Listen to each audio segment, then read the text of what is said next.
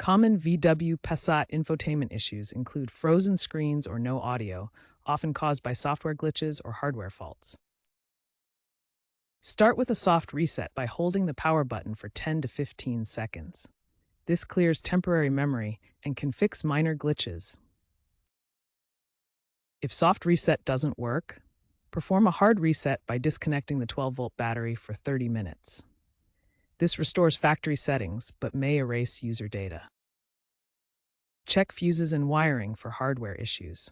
Frozen screens often result from software crashes overloading the system, while no audio can stem from failures in the audio amplifier or related modules. For 2015 to 2023 models, software updates are crucial. If problems continue after resets and checks, it may require professional diagnosis or replacement of the faulty module. If basic resets don't solve the problem, updating your infotainment software is crucial.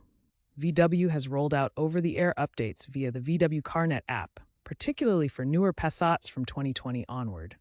Ensure you're running the latest version to fix known bugs. For advanced users, tools like VCDS, the VAGCOM diagnostic system, can help diagnose deeper issues. To prevent future problems, avoid overheating by parking in the shade and limiting app usage during updates. Looking ahead, VW is integrating Android Automotive OS and AI assistance for smoother performance and voice-activated fixes. Regular soft resets can also maintain system health, but always consult VW's official guides to avoid voiding warranties. Many issues, about 80%, are often software-related and solvable without full replacements.